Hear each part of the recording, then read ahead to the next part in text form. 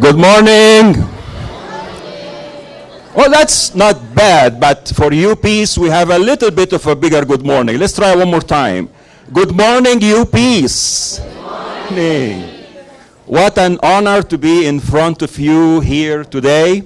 My name is Amr Abdallah, and I have been connected to UPs for the longest time, and I am so happy to be back again to teach the foundation course. This is the first time I come back to teach it after 4 years. I guess they found that I do something good about it, so they want me back.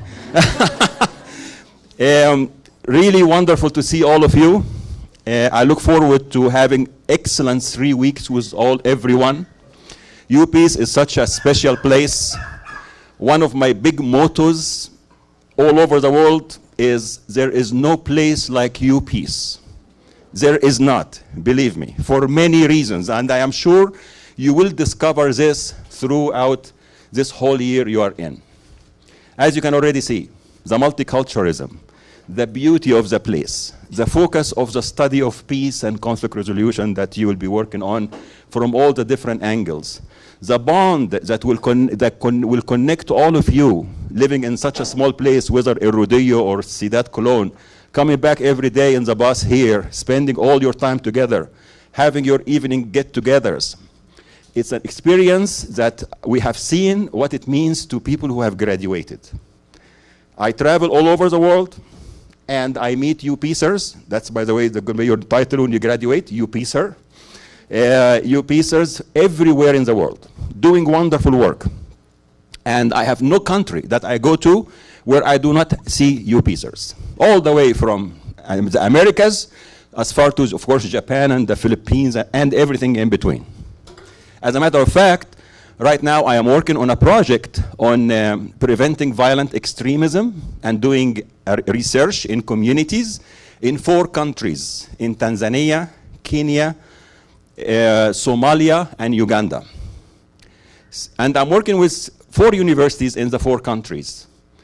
3 of the researchers on those projects are UP's graduates, professors in those universities who have been through this, who came in August like you, and now they're doing wonderful work wherever they are. So I can promise you, you will never regret this experience, and you will find that this is a turning point in your life. And I hope that this course, the foundation course, will be the first step in this excellent journey.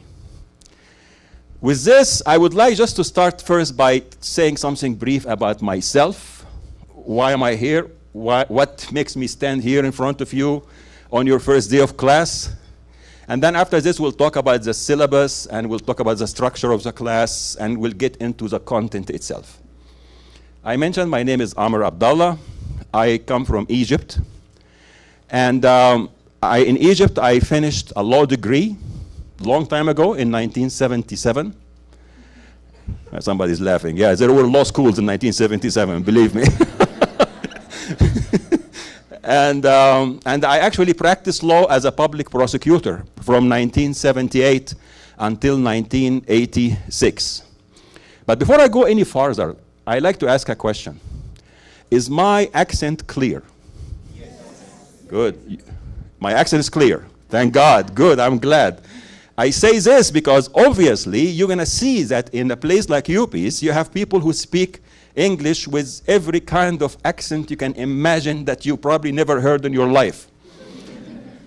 And that puts a responsibility on all of us to make the effort to make sure that we are clear when we speak. Some accents by the nature of the dialect and the language, I mean the mother tongue, they have some words or letters that are not as clear. So I am sure that's a great opportunity for all of you to try to figure out where do I need to improve to make sure people understand me. Nothing wrong to ask a question and say, I didn't hear this, I did not understand this. I prefer that you say this to me. If I say something too fast or not clear, please let me know, and I'm happy to correct it. And it helps me also to improve how I would speak English in a way that is understandable to everyone. And also, another question on this, in the same area, am I speaking too fast? I didn't think so. All right. Yeah, not very much. Okay, but if I'm speaking very much hero, then let me know, please. And I'm more than happy to slow down or to make sure I repeat what I said to make sure that's understood. Thank you for letting me know that. Thank you. Very good. Okay, excellent. So back to my story. So what did I do in Egypt? I was working what? You forgot. Yeah, prosecutor. Very good. And I was there from Oh my God, a long time ago. 1978 to 1986. In my first couple of years as a public prosecutor, I worked in one of the districts of Cairo. And I will come back to that later when I do conflict analysis because I have a couple of good stories to share from my work there. But the significant thing happened to me with my work as a public prosecutor was in September 1981. In that year, in that month, I was transferred from that district in Cairo to work in the National Security Office of prosecution in Egypt. The National Security Office had a national jurisdiction, and it dealt with state security and national security issues only. So our focus was on issues like espionage, terrorism, and that type of crimes that threaten the state.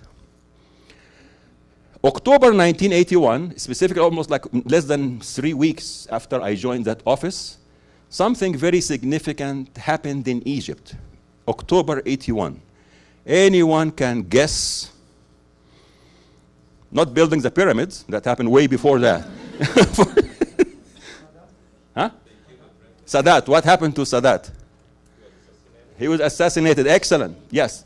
President Anwar Sadat of Egypt was assassinated, and there was an attempt to overthrow the government by members of an organization called the Islamic Jihad.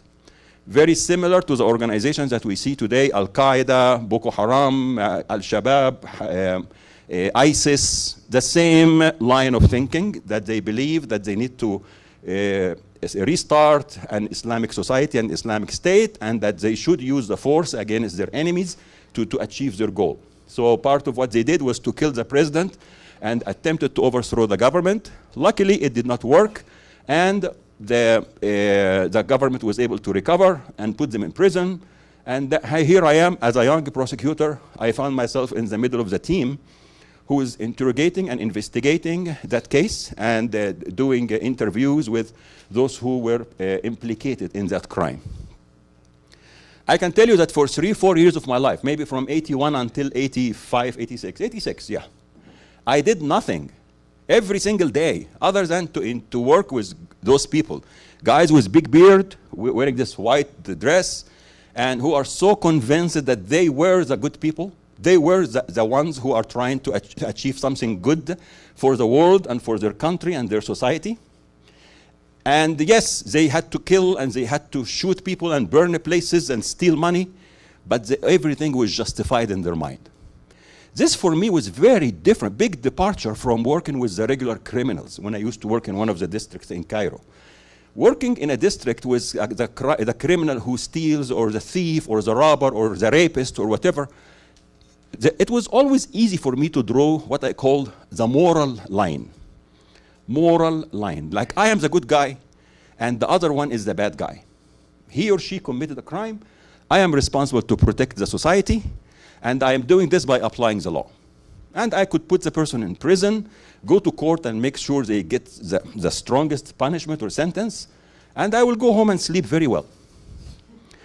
But when I worked with the terrorists, I found that they actually tried to turn the table on you. They tried to convince you that, no, you are actually the bad guy. You are the one protecting a bad regime. You are the one protecting a society that is not adhering properly to the Islamic values and regulations. And that is our duty as good Muslims to overthrow this system, including you. And you are really, by playing this role of prosecutor, you are contributing to hurting Islam and hurting us and getting us tortured in prison and whatever it is. It was really very confusing. And when you work with those guys, you realize that the issue for them is not simply about, I shot somebody, I killed somebody, I stole something. No, has a whole long story of history, religion, culture, international relations, politics. It was such a complex story that you cannot reduce it to the criminal element. There was something much bigger than this. And that was evident from the fact that no matter how many of them we were able to arrest and put in jail, new waves will come. New generations of terrorists will appear and be regenerated. And our job was continuously to go after them and to try to put them in prison. And it was just not ending. And obviously it has not been ending because Islamic Jihad became the origin of many of the new groups that developed later, Al-Qaeda and everything that you have known since then. By a strike of luck in the middle of all this, and I'm just doing this day in and day out, I still remember sitting in my office, a couple of my colleagues came to me and say, hey, Amr, we are going to American University in Cairo, and we're going to take a test of English, and if we do well, we may get a scholarship to go to the US for 1 year. I said, can I go with you? He said, yeah, come on. So I went with them, just like that. I happened to have very good English. And that's because, not because I was good in classroom and in the school. No, it's actually because when I was a teenager, I used to enjoy listening to American and English songs. Seriously. And that's how I developed my strong English. It was by being persistent, trying to understand what the hell are they saying. I'm talking about the days of Michael Jackson, and before that, Michael came later, but I'm talking about older generations of the 60s and 70s. It is through that I learned English very well. So when I went and took that test, I had no problem breezing in it. And a few days after I took a TOEFL test, got the score that was expected, and before I knew it, I found myself on an airplane going to America in the end of 1983. Of all the universities in the US, like 4,000 plus, I went to George Mason University to study for 1 year about sociology and culture change and stuff like that. When I was in the sociology department, I found that they have a center called Center for Conflict Analysis and Resolution. And I thought, oh, what was that? So I go and look at the brochure of that program, and I was stunned to see that the main assumption about that whole program was, looking at conflict, we don't see it only from the legal or criminal aspect, but we look at the cultural dimensions, the psychological, the sociological, the communication, all the different disciplines.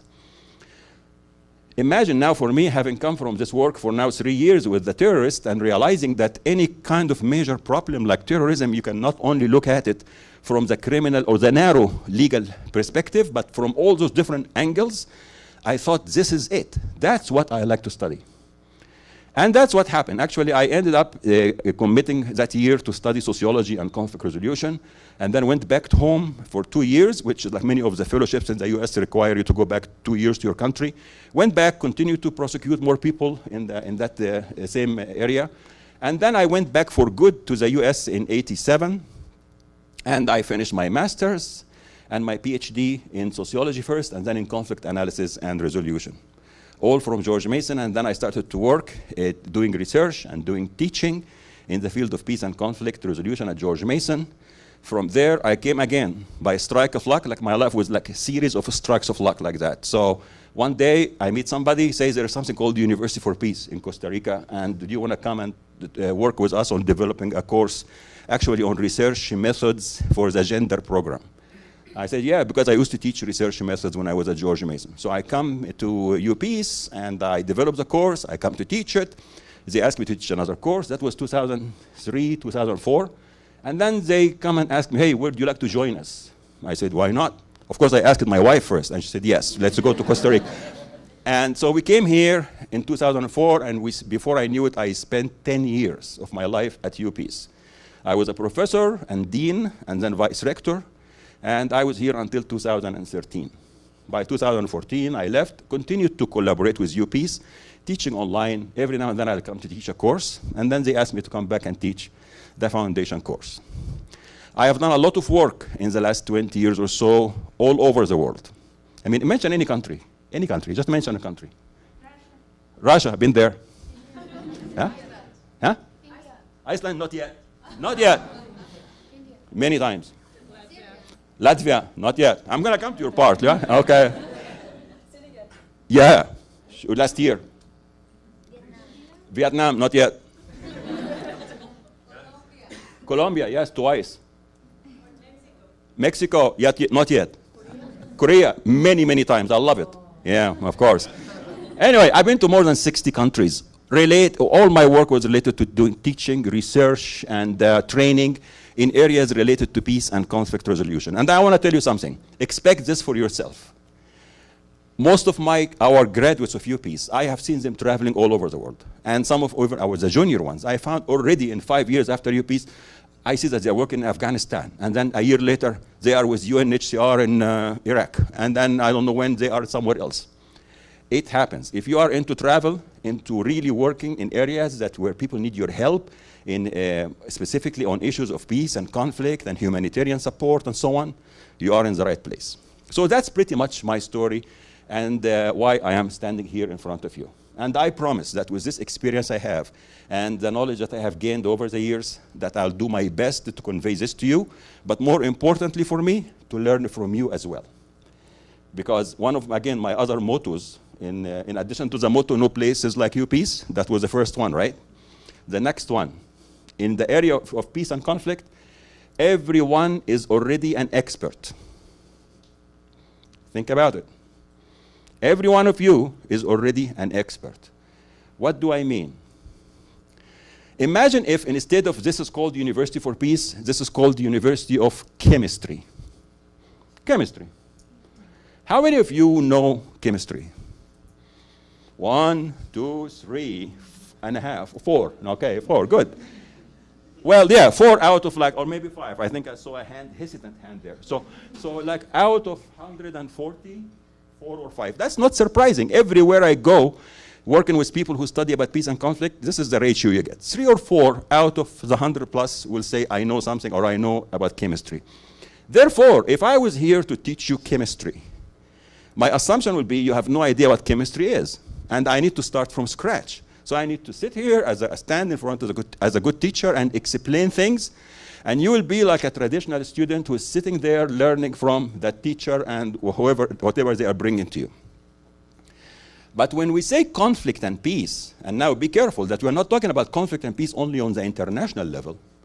We're talking about conflict on all levels, from the international and global to the community, to the intranational, to the personal, the family, everything.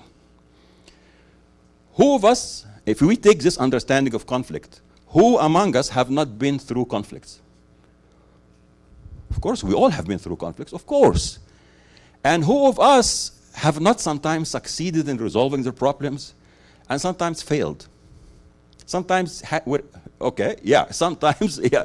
We all been through this. Well, you always failed or you always succeeded? Not always, that's right.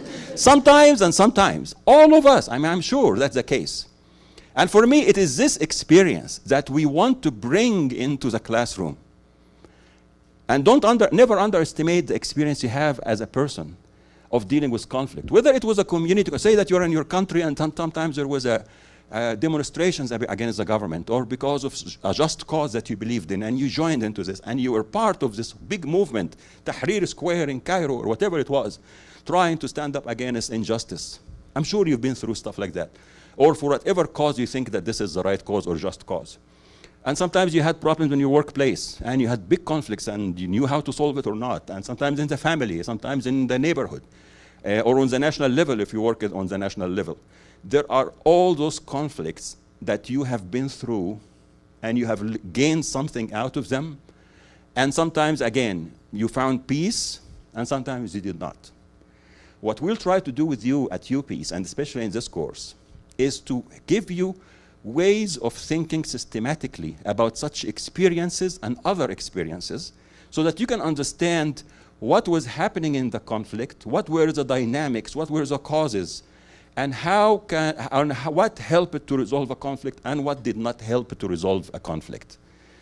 And so that's why I would appreciate engagement of people in such a course and in the entire program of UPeace. And as you're going to see with my colleagues, all our programs here are developed to bring out your experiences and to have you share. And then imagine the differences and the multiculturalism that is associated with the different experiences that you're going to learn here.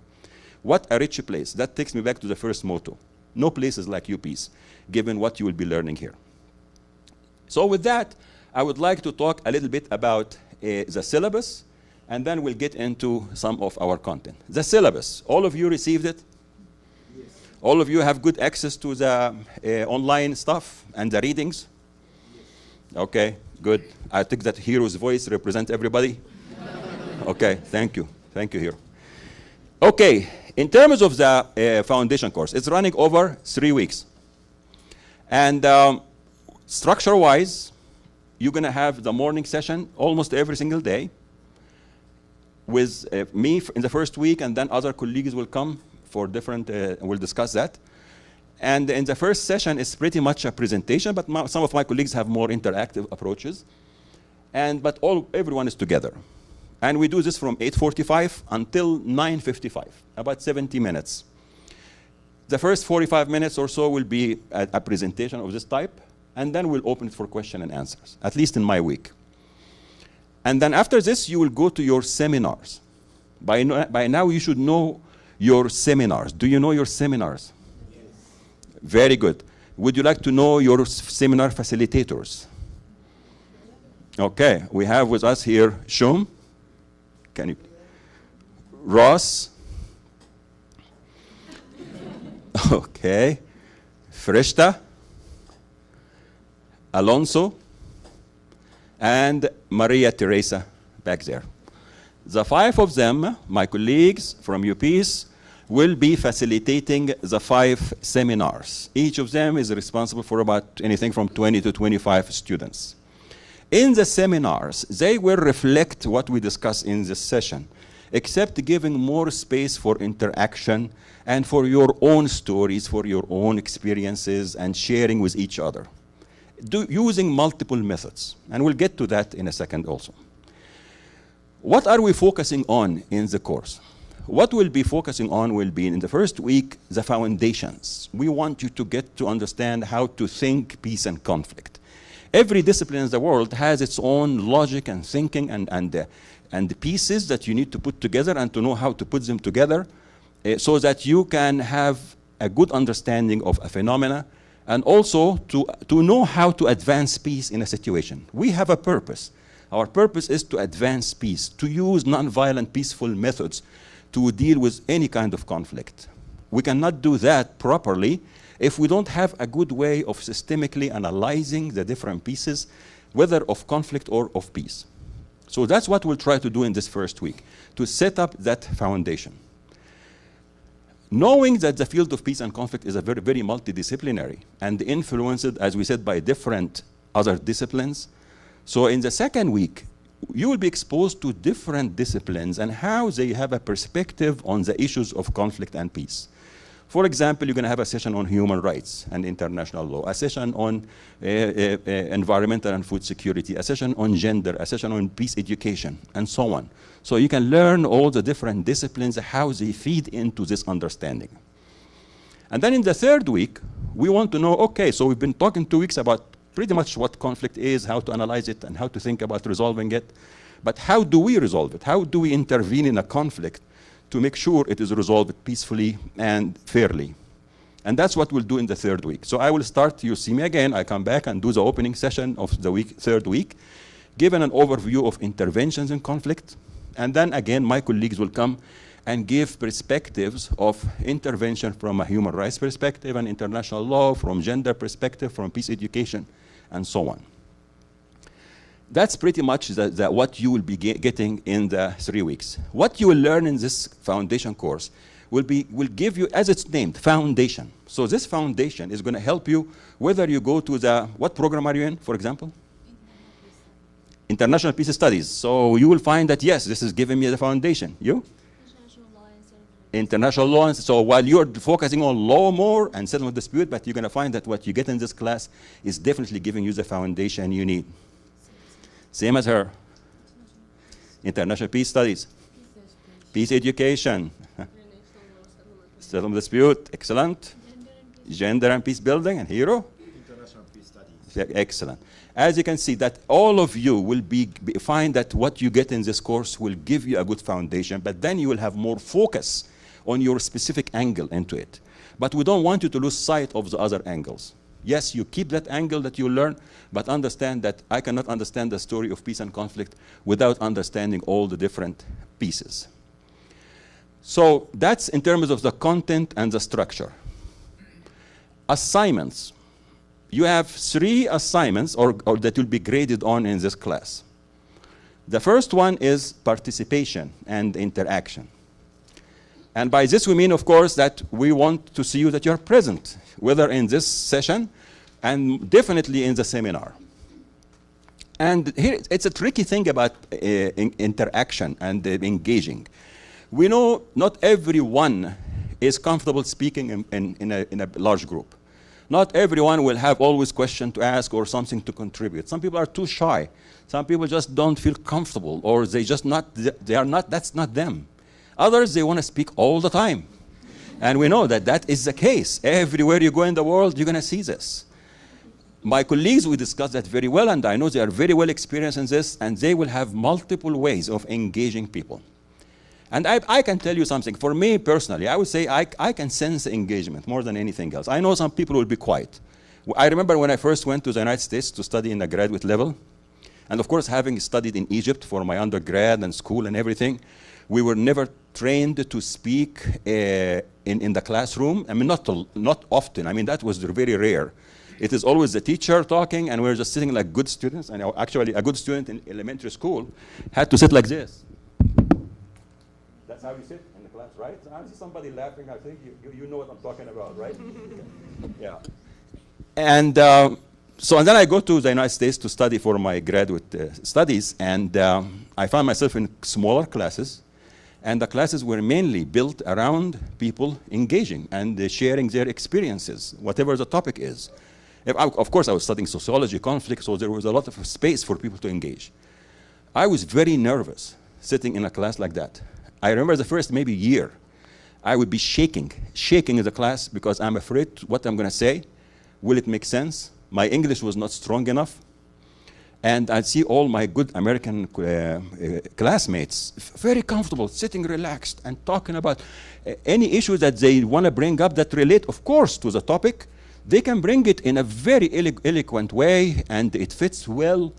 And I sit for 3 hours of class trying to think of 2 sentences to say. And by the time I put them together in my mind, in my head, and I'm going to say something, I find one of my American students start to talk again. And then I'm just saying, forget it. I'm not going to talk this week. Maybe next week. Believe me. I am sure some people sitting in this room know what I'm talking about. Now, that doesn't mean that I was not focused. I was focused. I was trying to learn. I just didn't have that skill of how to speak in a classroom and share experiences like my other colleagues who, since kindergarten, they were trained to do something called show and tell. Everybody knows what show and tell is? No. Thank you, Hero. Because I did not know until my son came to me when he was in kindergarten, and came to me one day and he took a toy that I just bought him, and he said, "Dad, I'm going to take this to school tomorrow." I said, "No, you cannot take this to school tomorrow. Nobody takes toys to school." He said, "Dad, I need to take it for show and tell." And with me being a new immigrant and don't know exactly the culture of at that time, I thought that he was talking about showing off. I mean, somehow it connected like I'm going to show people I have a new toy. And the more I thought so, the more I insisted no. And "Dad, I need to take it to show and tell," and I am unable to understand what he's talking about. And he was started to cry about it, so I went to school with him next day to see what is going on. And then I asked the teacher, "What is that with show? He wants to show off about his toy and he's crying." She said, "No, Mr. Abdallah, he wants to, we have a show and tell. Every day we ask one of the kids to bring something they like from their home and talk about it in front of the class and then get questions from the students and explain it." I was stunned. My goodness, from kindergarten, they are made to know how to stand up and talk and explain something and to get questions and how to answer it. And we never learned this. So that is what you have in this room. You have the mix of the two. So let us remember that participation, interaction will take effort from those who are not used to. But by the way, a couple of years after, I became one of those people in the class that you cannot stop me from talking. Yeah. Yeah. And we've seen this at UPs. I mean, there were years when I saw actually people who in the first semester forget that they wouldn't say a word. And oh my God, I still remember that one student from Cameroon. Very quiet, didn't speak anything in the first semester. No matter what you try, he wouldn't speak. Second semester, I don't know what happens. And there's this in the break, something happens. In the and he comes back and he's open to the point that his classmates appointed him as the spokesperson for them on graduation. And he was the person, and again, no places like UPs. Believe me, you're going to see such transformations happening. So, but again, our colleagues are experienced in understanding such dynamics and understanding that some people cannot speak, and they will find a way to engage everybody. So, and there are 30% of the grade on participation. For example, one of the colleagues in our meeting a few days ago said, sometimes I encourage students to send me notes, emails, with their reflections if they are not comfortable to share in front of everybody else. And there are many other ways. So 30% on participation, and then you can have one presentation about a conflict analysis in a group that will be done the following Friday, so like 2 weeks from, not this Friday, the Friday after. And the facilitators will assign you to groups, you will work on a conflict together, you will learn how to analyze it systemically, and you will do a presentation about it. And 20% of the grade is on that. And then 50% on the grade will be on an individual paper that you also need to write about a situation you know, and what can advance peace or what help it to advance peace in that situation. And that will be, so that's total of 100%. 30 participation and engagement, 20% for the group presentation, and 50% for the, what did you say, individual paper. Any questions on that? Clear? Okay, the individual paper, there is actually attachment 2 in your syllabus. The very, very last page has good explanation of it. And pretty much what we expect of you is 3,000 to 4,000 words. And it will be submitted by Monday, September 24 by 5 p.m. It's all written here on the syllabus. But my suggestion to you on this, please read it. If still anything needs clarity, bring it up either in the group here, or I have office hours every day from 2 to 3. So anybody wants to come and see me for anything related to this class or UPs or anything like that, I am, of course you don't know all the building. Building 5, kind of like the farthest building from here. So it gave you a good chance to walk a little bit. And I am in the first room, pretty much once you arrive to building 5. You are not sure, ask any of the staff or the colleagues, and they will tell you where I am. And I'll be there from 2 to 3 every day, definitely, and I will answer any questions, if any clarity. And of course, you can email me. My email, of course, on the syllabus, I am sure it is. And you can email me if you have any questions. Yes, sir? I was just wondering, because you just said the subject of the paper is on our own. I mean, we choose it. You choose, yes, yes. You will choose a conflict situation and what advanced peace or what could advance peace. And it can be of any level. It can be international level conflict. I advise don't go into very much in a very interpersonal thing. To verify that with your seminar facilitator. But think of a conflict that will give you good space for analysis, especially what helped with advancing peace. And we make it clear that the final paper is unlike the group project. The group project is about analyzing a conflict and understanding the different pieces that come into a conflict. How does culture influence things? How does gender influence? And so on. But for the last paper, we want more to think of peace. What has advanced peace or what can advance peace? Good. Again, we're still far away from this, and I am more than happy to clarify to any of you personally or in a group. Okay, good. So with this, we go to talk about now the content. And we'll go now to the other file, Gerardo.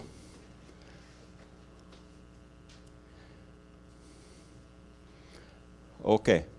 Before I get to this one, your reading for today focused on the developments that happened in the field of peace and conflict resolution. And true, I mean, this field is very unique on many levels. One thing I want to tell you about how I do my presentations. I am not about to read for you or repeat what is written in the books. I mean, you can read that, and there's very good information. What I'm trying to do in my presentation is, number one, to make it interesting and engaging, and also bring some of my own perspectives in it. But if you think of the substance of what I'll be saying in the next 20 minutes, you're going to find that everything I say is relevant or similar to what is in the books. And when I divert or go a little bit against them, I explain that I disagree with this or so.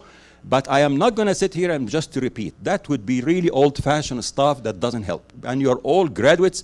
You can read the books and go deeper with some of the concepts in it, but I'd like to give you more my own perspective and some experiences. The field of peace and conflict resolution, however you want to call it. I mean, some people will say the field of peace and conflict. Some people say, oh, it's now conflict transformation, whatever. You see in this reading that I gave you, it insists that actually the dominant name in this field is conflict resolution. And that's not, technically, not everything we do is conflict resolution. It is just that the word conflict resolution became like the brand that became so dominant to the point that it ended up being the name of the field to a great extent. It is almost like if I say to someone, for example, can I give you this to Xerox for me?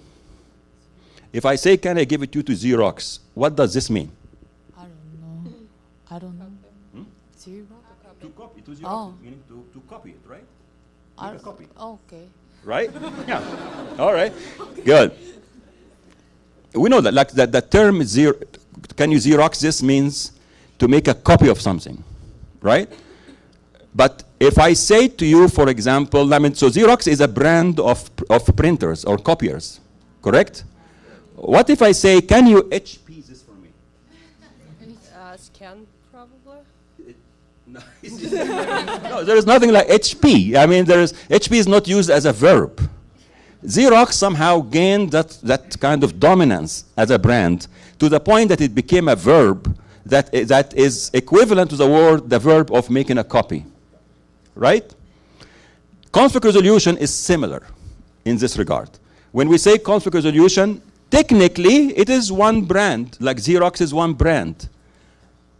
You want to say anything? Yeah, I've seen. Xerox? That's interesting. I have to say that I've done this for 15 years and the first time. And that's interesting that I can see maybe a shift happening in how people use some terminology. So the expression of Xerox is not necessarily something you heard before.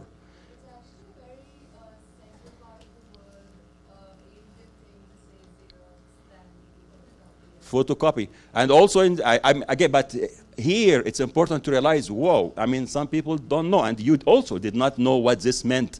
For me, that's an important shift that I need to be aware of when I use this example, because I used to use it very easily before. And I'll tell you another example. Actually, things are changing. Sometimes when I tell people about ground rules and how we do like a workshop or something, one of the things I used to do, can I just borrow your phone for a second? I'm not going to use it, I swear.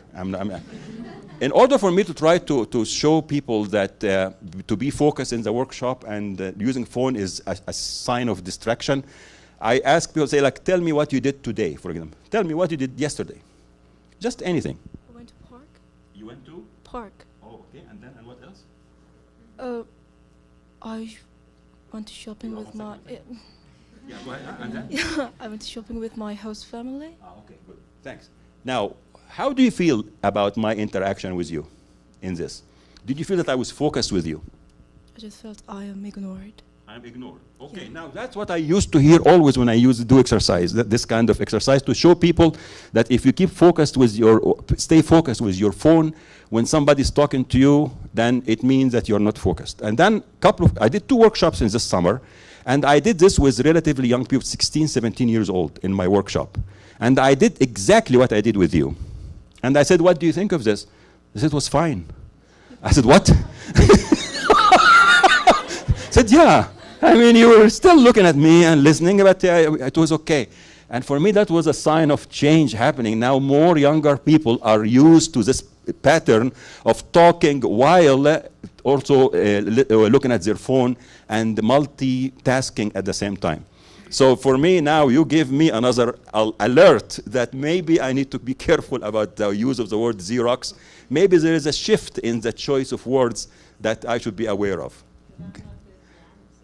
No, but yeah, but that's why I'm saying no Xerox. I'm not Xerox. It's not the silly, and that's even more significant. Than I think I should be careful with Xerox more than the phone thing. The phone thing I know will work with older generations, but Xerox, maybe the word itself is fading away from the vocabulary for everybody. That's what I'm saying. So thank you for alerting me for this. There was a hand here, right? I was just going to say that Xerox is also just, it's a dated word now, like Kodak is to photographs, right? Okay.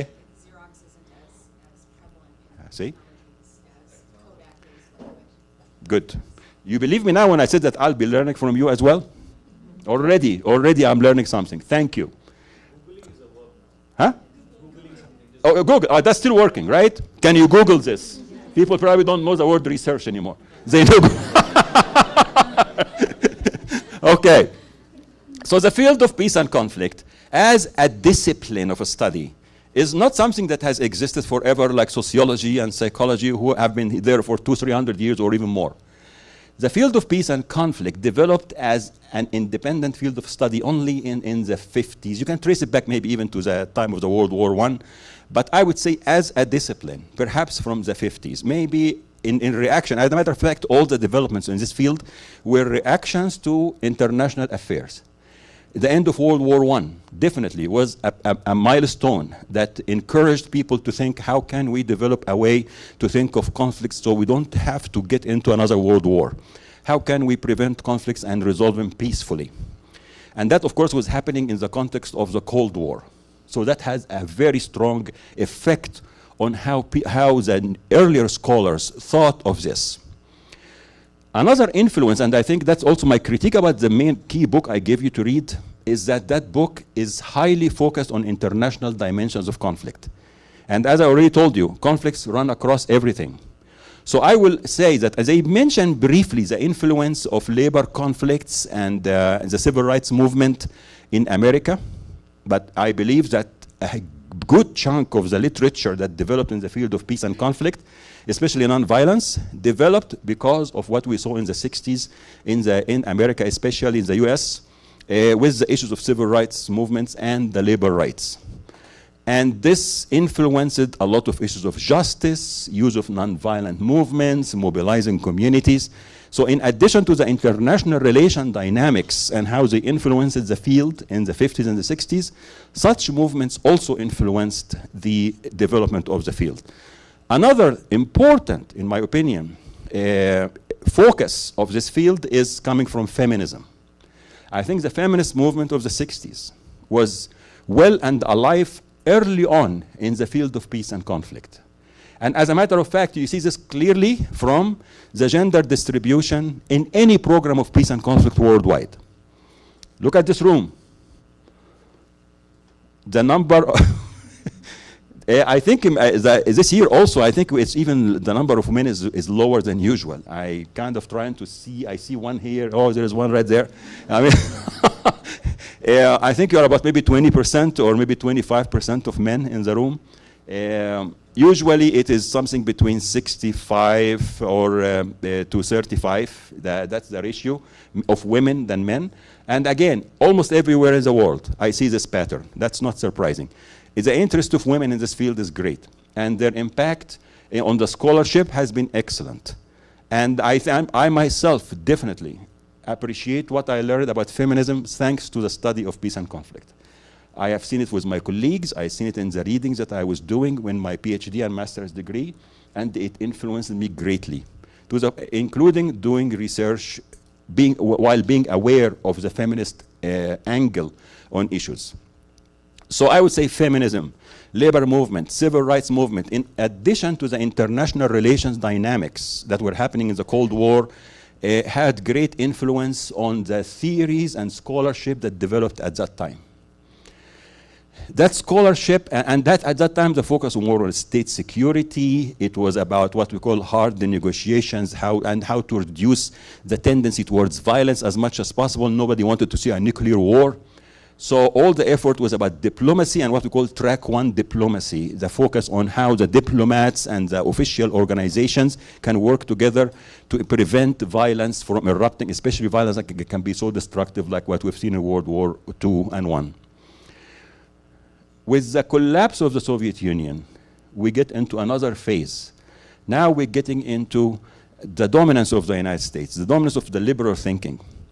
And with that comes a new wave of thinking in the field of peace and conflict. And the role of the UN become more obvious and easier to function, because with one superpower, whether you like it or not, at least the United Nations has a direction to go. Before, it was like always stuck between the two camps in the Cold War and not sure which way to go. And with that, we see a development of a sense of, or notion of the human security rather than state security. And now the notion of human security is developing into something much wider. Human security is not only about how a state or a nation state can prevent or defend itself against an enemy. It is about the well-being of human beings, the environment. Climate change now starts to enter in the story, and we start to see environment as a critical piece also of peace and conflict. And the field is gaining more and more in terms of being multidisciplinary. And then the third wave comes with what we see with September 11. With September 11, now we are seeing new forms of violence, new forms of conflict, transnational conflict, cross-national conflicts that are not the traditional between two states. Now you have non-state actors who are playing a serious role, threatening the security of the world. And this too is requiring new ways of addressing issues of peace and conflict. Now we need to take have more appreciation for traditional methods of conflict resolution, understanding multiculturalism, and that becomes also another factor that influences the field of peace and conflict. Early on, it was pretty much Western approaches.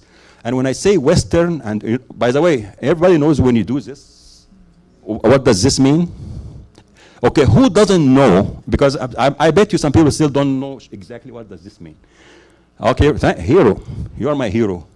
Really, thank you. Because yes, I mean, again, when I first went to the US and people say, the West, I say, what's wrong with them? Why are they doing that? I mean, I didn't know. But it means like, I say the West, but I really don't mean it.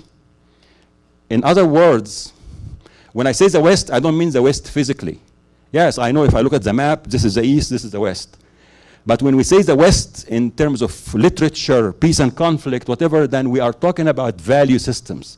We're talking about value systems that are dominant in parts of the world that happen to be in the West, dominantly, but also in other places. Specifically, value systems of secularism, of materialism, and efficiency. Those seem to be the stronger value systems that we can refer to when we talk about the West. Imagine those value systems, how they can influence the writing about peace and conflict, about sociology, about psychology. This worldview that comes from the world is secular, religion is relegated to the background, that it is all about efficiency and material gain and so on. I mean, if the world is shaped by such worldviews, it will influence how I developed my notion about what peace is and what conflict is. And that was true for the early, I would say, waves of literature. However, as more people among the scholars who wrote the earlier work started to travel in different parts of the world, and as more people who are not Western entered into the field of peace and conflict, you started to find challenges to the assumptions that what comes from the West is universal. One of the books I respect so much was written on mediation by Chris Moore. I am sure many of you will study this book at one point. And in his first edition of that book, he assumed that everything he wrote about mediation was universal. Only to start to travel to different countries and realize, oh my God, there are all those forms of mediation that don't conform to what I am familiar with. So in his second edition, he recognized that was not correct. And what he's written was highly influenced by a Western worldview. And that there are other ways of thinking of peace, of mediation that is not Western, but yet it is still mediation. I think the whole field of peace and conflict became influenced by such multiculturalism, which is very healthy. And then the fourth wave comes lately with more of the Arab Spring, and now the entrance of the religious movements that are violent and so on. And now we see ourselves getting into a new stage. Each of these seem to dictate different ways of thinking, moving from maybe the classic concept of conflict management into conflict resolution, into conflict transformation, which is, I'm going to get to that when we talk about the intervention on a little bit this week, but also on day 11 of this course. We'll talk about those terminologies and what do they mean. The field is, but I think one important thing to know about this field of peace and conflict is I think everyone is aware that it's not only about international conflict. And you'll see in in the reading I assigned to you, you have that book that by, I always have difficulty saying his first name, or her name. Yep, say it again, say it loud. Yep, that's him. Yeah, I mean, excellent scholars from Bradford in England. And I believe that this book is the best in giving any students the structure of understanding the different pieces that go into how to analyze conflict and how to understand the structures that work for conflict resolution. My critique about it is, number one, highly international, focus just on the international level, and that's not as a whole story. Second, it is almost void of any discussion of social psychology, which that's why I have in the recommended readings, you're going to find by, the work of Pruitt and Kim. Please read this work because it will give you a whole different insight on conflicts. Not only that there is a structure that works on preventing conflict in the United Nations versus how to resolve conflict between two states. That's what the first book is about. But when you read social psychology, it takes you more into, so what's going on inside the individual or the group? The dynamics of identities, the dynamics of fear, the desire to revenge, and how this psychological dimension connected to the sociological elements is triggering certain reactions and actions in conflict without which we really cannot understand the whole story. Oh, thank you. All right. Now let me remember. What did I say? Okay. No. Okay. So the book that you have by, what's it? Ramsbaum, yeah, is highly focused on international level conflicts. And as such, it offers explanations that are excellent if you are thinking only on the international level. However, conflicts are not only made of such international structures and not only focused on international level. We already said that conflicts that we are interested in are everything from the global and the international all the way to the interpersonal. So what's happening inside the person in a conflict? What happens inside a group or a community in a conflict? And what makes them react in a certain way? What triggers certain reactions? What make people dehumanize others or make them feel that I am entitled to hurt the other and I am the right one still when I'm doing it? Where does this come from if I don't understand the psychology of groups and the psychology of individuals? And I am saying that that part is missing from the book that you're reading, but it is available in two other books. It's available in the book by Pruitt and Kim. It's excellent. And also the C.R.C. Papio reading I have for you is also, I made sure to include both of them. So you're going to find good readings also about the social psychological dimensions of conflict. Did I get that good enough? Excellent, thank you. So that's, so pretty much when we think of peace and conflict, it's important for us to understand all the different dimensions. And that's why I assigned the readings in this way, so that you get a flavor of both. Not only the international level, but think communities, think neighborhood, think intra-national, ethnic groups fighting each other or religious groups fighting. And think also, don't underestimate what happens in the level of workplace and family and on the interpersonal level. Actually, when I do trainings for diplomats, often they want to know how to solve the problem on the macro level between two countries, and as a negotiator representing a state, how they should learn to negotiate. And I get them to that level, but not before I get them first to work on their interpersonal level and to understand their own issues as a person. For me, I don't see how you can be a good negotiator representing a state or an organization if you are not aware of your own issues and how you can deal with them. For me, the connection between this is what makes this field amazing and wonderful. And I am sure that in your 1 year here, you will learn so much on all the levels. And you will see the transformation happen to you as a person as well. That's pretty much just a quick overview of the development of the field. And I will leave it for you for your readings to go into some of the concepts and how they developed, some of the key figures who influenced the field, from Galtung to Curley to Chris Mitchell to all the other people who have really contributed different concepts and how those concepts have developed. Ultimately, I will say that right now we are living in a field of peace and conflict that recognizes multiculturalism, that recognizes all the different levels of conflict, that recognizes human security as the key notion, and recognizes also that different levels of models of intervention will vary depending on how I can properly analyze a conflict. That is pretty much what I like to get out of this issue. Can we go back to the other one? I think I have one more. No, I think, yeah. Okay, one more, go down one? Yeah, okay, now we go to the next one. Now it is, yeah, I can take just 5 minutes to get into those fundamentals of the field of peace and conflict. So now we go to, otro. No.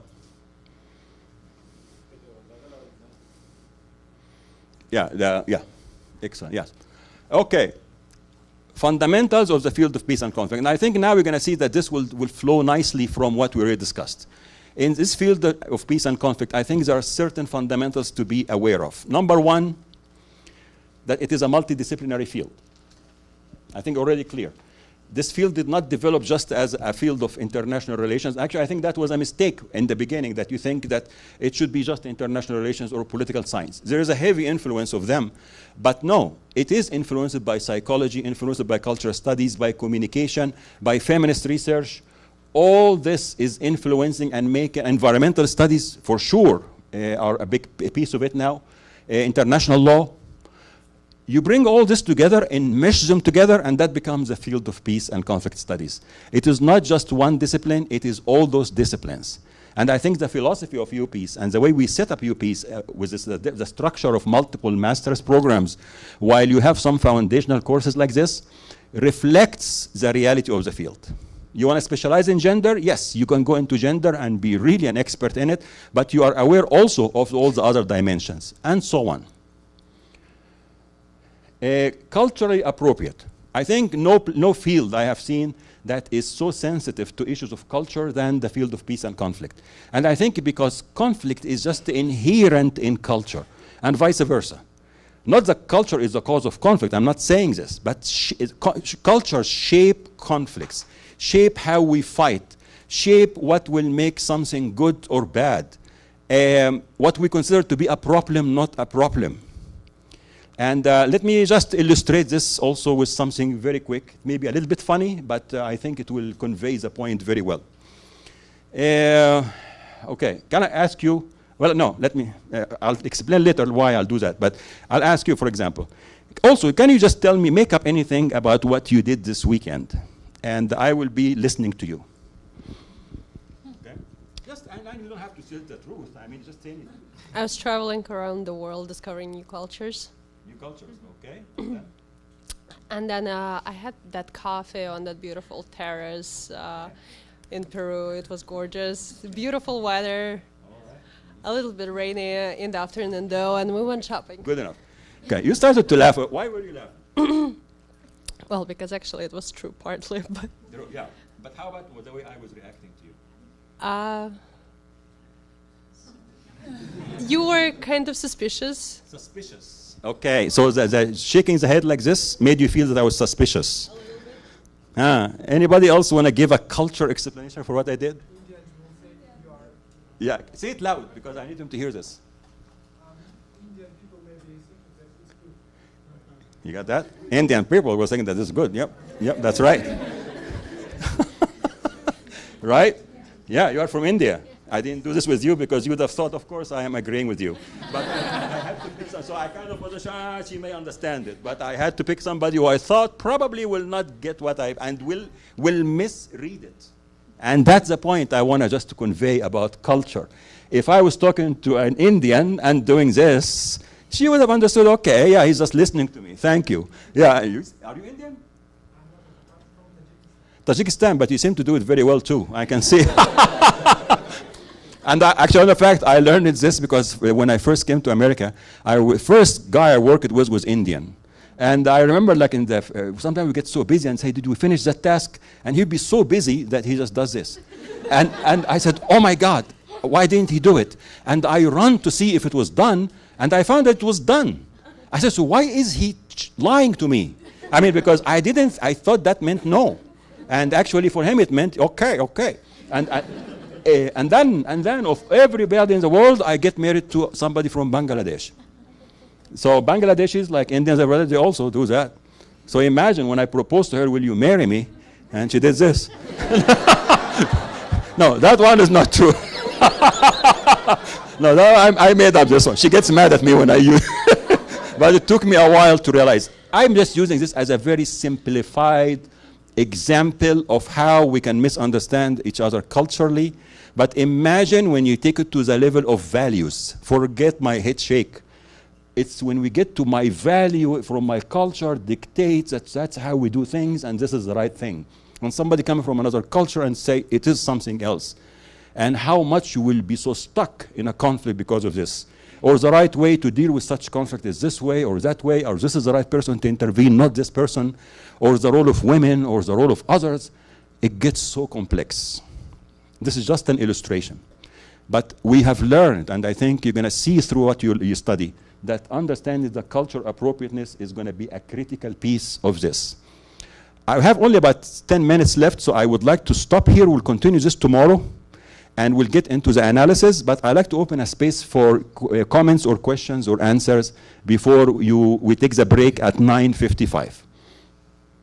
Any comments, any questions? Otherwise, I'll come back to this. Okay, you are number 2. I'm number 1. In the readings, it says that... May I ask now that if everyone, when you speak, just to say your name? I mean, other than, again, my hero has his name here, and I'm so glad. That's why I knew his name. But if you can please say your name first, I start to get to know you and know your names. My name is James Acosta, and I'm studying REMSED. Great. Where are you from? I'm Costa Rican.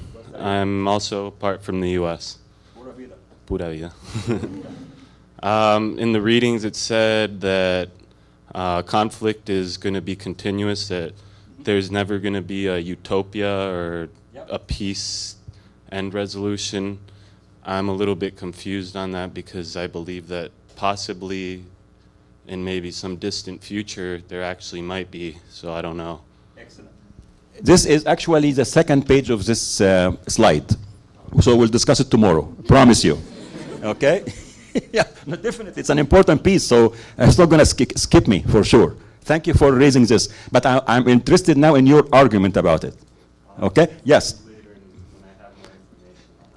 Excellent. I really appreciate that. Yes. Good point. Thank you. Name, program, where are you from? Hi, I'm Marie Poole. I'm from Seattle, Washington, United States, and I'm in the REMSED program. I am not sure, could you step to your, there you go, to the right thing. I am not sure I fully understand number 2, the culturally appropriate, in the way that it was explained and how it's relevant in here. Excellent. What we mean here is that if we are aware that this can be misunderstood, then if somebody watching this realizes that there is a misunderstanding because I mean well, and she's taking it the wrong way because of the different cultures, then how we intervene, number 1, requires good understanding of why there is a difference. Number 2, how can we develop an intervention that will satisfy the two of us?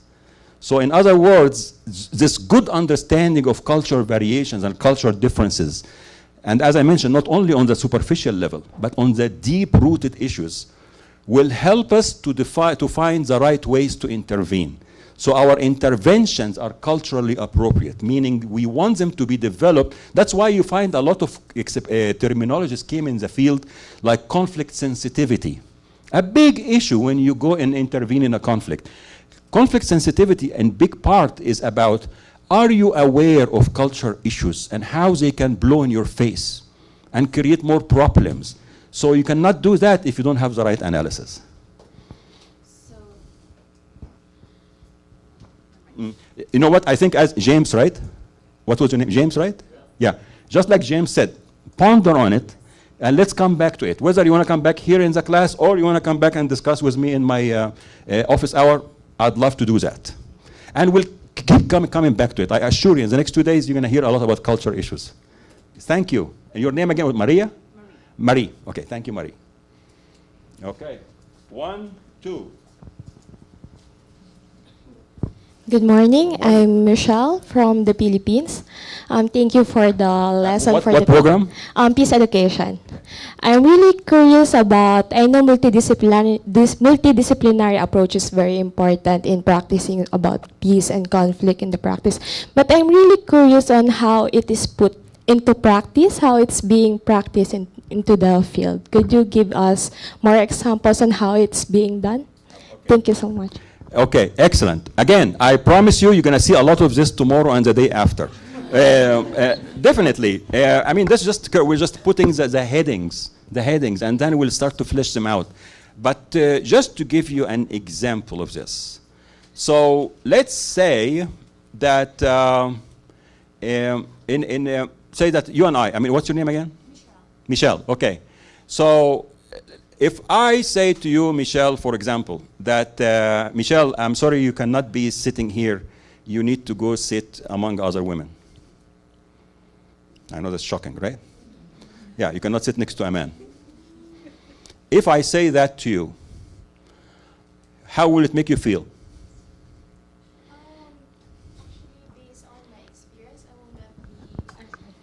Thank you. Based on my experience, I will not be offended. Okay. Because we might be in a session that it's majority of Muslim, and I should respect that. Hold on here. So you started to give us the analysis that made you understand. You said, oh, maybe because we are sitting in a community of Muslims, so you understand the culture. Look at all this. So you got into culture understanding of the phenomena that allowed you to understand maybe where I am coming from. Right? Yes. So that here, let's just say, like in terms of analysis, you already introduced a culture studies or culture understanding to help you to understand where I'm coming from. That's one. But then imagine that if you got offended by this, what will you do? Maybe I will ask a question why I should not. Where I should be sitting here. I want to sit here because I could see better from here. Good. So you're going to develop actually, or you try to draw from communication skills. That's yet another field that we try to inject in our understanding. You want to develop a good communication method for me to understand what is a problem and you understand what is a problem. Right? So here you already talked about in just this quick interaction. Culture understanding came into it and communication came into it. But let's add to it that you got so upset and you're going to do what? I'm just trying to make you mad. That would be really hard because I'm offended. Okay, somebody advise her. You get really offended for her. Walk out. Here we go. So walk out. Before you get to walk out, what happened inside you? You felt what? Felt angry. Felt what else? Humiliated. How do we understand humiliation and anger? What field of learning will get? Psychology. So imagine in this interaction, we already needed to understand psychology, understand communication, understand culture, for us to understand the phenomenon of why there was a conflict between us.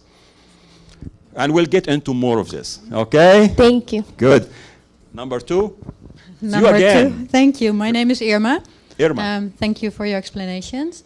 I just want to... Come on. Yeah, I want to add... The whole is... No. What do you want to know? Where are you from? What I'm from the Netherlands. Uh-huh. And I'm going to do environment... Excellent. And, okay. Irma, right? Development and peace. Okay. Yes, Irma.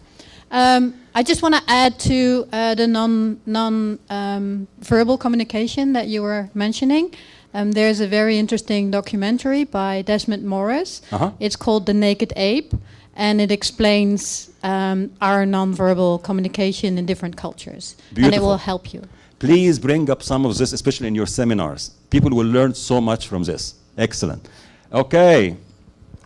1, 2, and everyone half minute because we have to stop. Okay, 3, but we'll go a little bit over time. Huh? Hi, I'm May from Korea. I'm studying water cooperation and diplomacy. My question here is, how would you define culture? Because broadly defining it, I believe it could include history, ethnicity, politics, everything, but I wasn't sure what you meant by culture here. Okay, very good. Defining culture is probably, yes, I mean, we can say that it is all of the above. I mean, everything that you mentioned. There are so many definitions of culture, but it is what shapes people and communities for what they believe to be. That's a very just kind of my own way of understanding it. But I promise to bring some definitions of culture that get right into it and that fit well for and I'll promise to bring them by tomorrow. But very quickly, it is how our existence in a certain setting defines for us norms and what is right and what's wrong and what's good and why we do things the way we do them. When I say settings, I'm very careful to say settings, not one setting, because we are made of multiple cultures. I am not only made of being a man or a Muslim or Arab or American. It is all of that, and each of them has some contribution on how I shape myself and who I am. Not necessarily shape myself, actually how I'm shaped. And I think that's what culture is, but we can get, and me and as a community, not just myself, but as a community and a society. And I'll find some good definitions and make sure to include them and also put them on the online stuff. Excellent, thank you. Number 2, yep. Good morning. I'm not sure if my answer will get... Your name, your... Yeah. My name is Ki from Laos, and I'm doing peace education. Okay.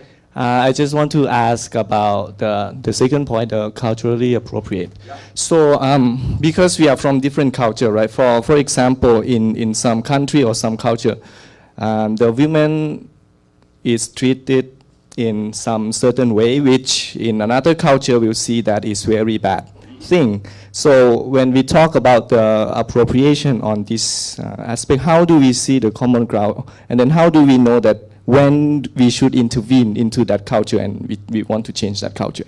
Okay, that's coming 3 days from now? Yeah. Okay. But I really appreciate that. Obviously, this kind of intrigued many of you to think ahead. And that I appreciate that. I mean, you are really looking for what we'll be discussing for the next 3-4 days.